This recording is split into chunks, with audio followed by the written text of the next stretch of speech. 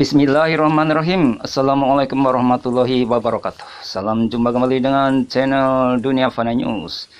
Meskipun saat ini Indonesia menjadi produsen kelapa sawit terbesar di dunia, namun dalam hal data kelapa sawit, kita masih harus banyak belajar dari negara jiran serumpun kita, yakni Malaysia yang menjadi sumber rujukan global.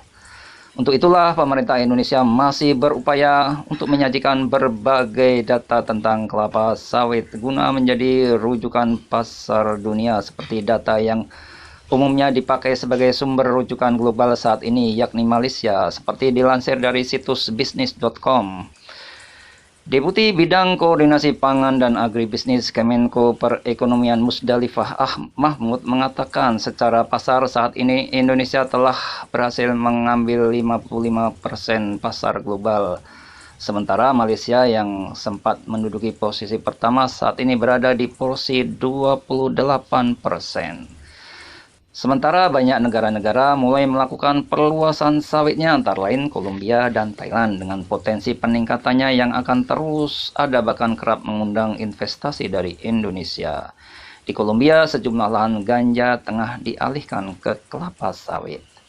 Saat ini setiap perkembangan data sawit pasti merujuk pada Malaysia karena data mereka update setiap harinya. Itu tantangan kita ke depan untuk memperbaiki data sehingga kita juga bisa memberikan info yang baik dan sebagai acuan global, katanya dalam webinar bertajuk Masa Depan Sawit Indonesia di Pasar Uni Eropa pada bulan Desember 2020 yang lalu.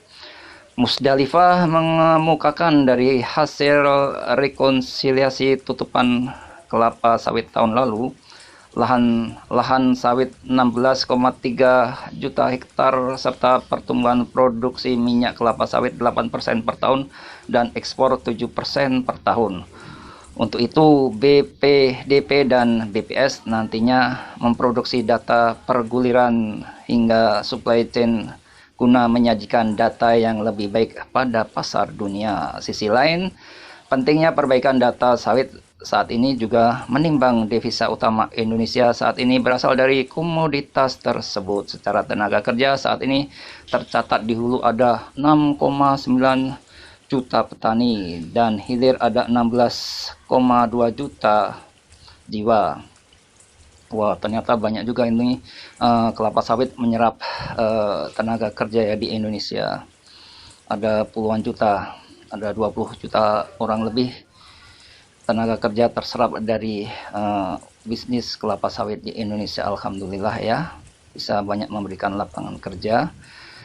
Oke, saya akan lanjutkan. Pandemi ini terbukti tidak menjadi gangguan signifikan di perkebunan karena harga sekarang cenderung meningkat dan harga di tingkat petani yang terus kami berusaha juga sebaik mungkin agar tidak merugikan mereka, kata Musdalifah.